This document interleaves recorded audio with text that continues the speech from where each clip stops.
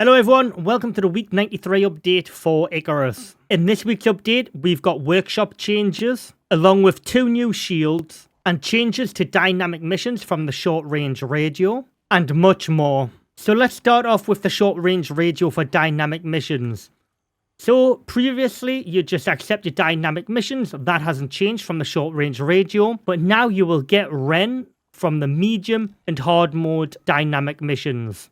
As you can see in the upper right hand corner of the image select, it'll have 20 Ren for medium and 30 Ren for hard. Now it might be a bug from me. Whenever I've done an easy dynamic mission, I haven't received any Ren. Logically, you would have thought it would have been 10, so just scaled up in 10s, but I just haven't received any Ren from an easy one yet. That might just be a bug, or I might just be unlucky. You will still get your payout of resources as well in the drop pods, so you still get that on top of your Ren. In the week 93 update, you also get 2 new shields to unlock via blueprints. They are the carbon fiber round shield and the composite tactical shield. So that brings the amount of shields in game up to 5 now. The bone shield, the wood shield, a steel heater shield, and then the carbon fiber round shield and the composite tactical shield. To unlock the carbon fiber round shield, you'll have to come to your tier 3 blueprints. You will need the forge unlocked, as this is where it's craftable on, and you want to come along to your carbon fiber round shield.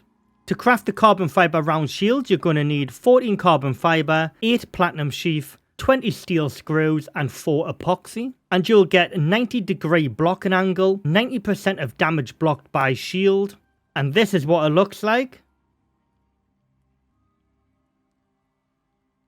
The next shield is the composite tactical shield.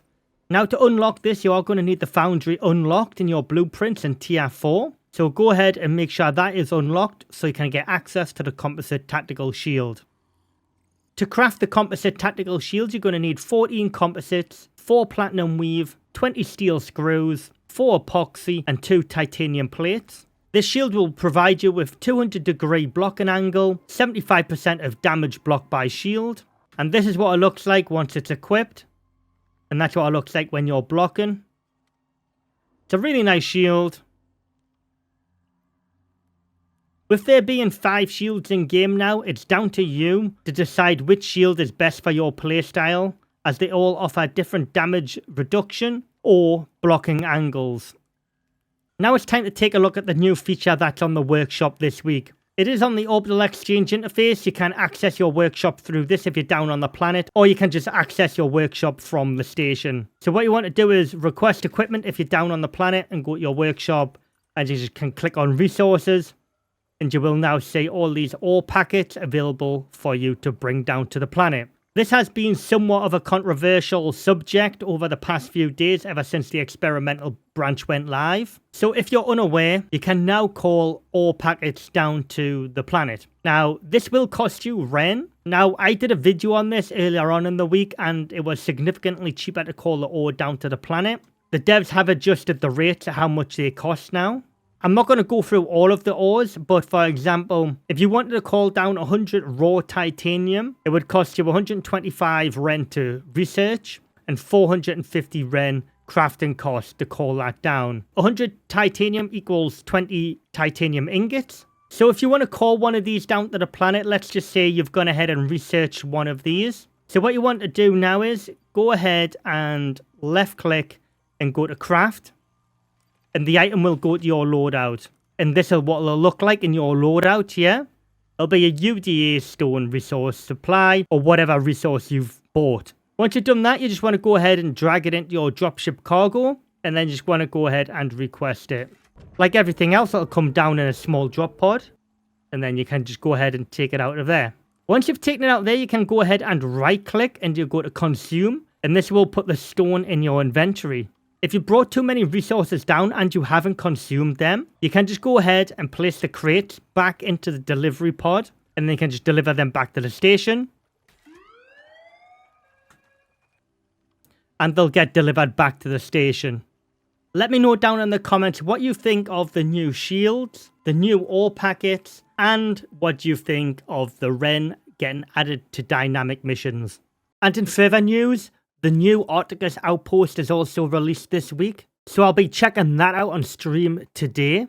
Following on from the new Arcticus Outpost news, you can also do dynamic missions directly from an outpost now. So if you want to earn small amounts of Ren, which I've already touched on in this video, you can now do that from outposts. It'll be exactly the same way as you trigger a dynamic mission on open world mode. Now you can just do it on an outpost. If you are interested in buying the outpost bundle, it's currently 34% off. The devs also give us a little bit more information regarding Hypatia as well, which is the next big patch, you know, like how Galileo was. The devs got to say Hypatia will let you trigger operations on open world mode in every map. Bear in mind, if you own New Frontiers, the new Prometheus map DLC, you already get this with the Prometheus map on open world mode, where you can do the missions or operations, as the devs call it, directly from open world mode. Basically, what they're saying here is you're going to have the ability to do it on Olympus and Styx as well, come Hypatia. The devs do say here this week's changes to the simple quest being able to earn exotics and be triggered from any game mode. I think they mean Ren. Hey,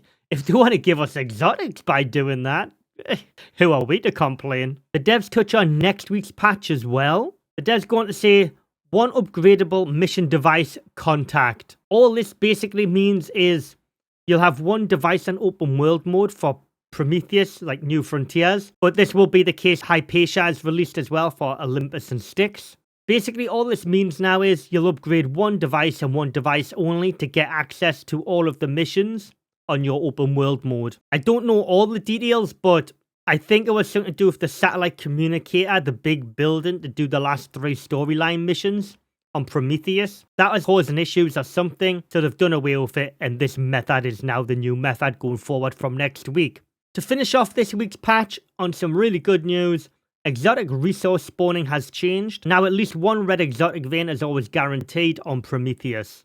It is good that they've added this change, because I dropped down a couple of times myself recently and I didn't get any reds at all. None of them were picking up on the radar, especially for newer players who don't know about just dropping down with a radar, you know, all the little tricks of the trade, and just scanning the cliffside for the red exotics. So at least if somebody drops down now, they're at least guaranteed one red exotic vein now, instead of having nothing. And that's the week 93 update for you guys. Let me know down in the comments, as always, what you thought of this video. If you did find it helpful, leave a like on this video.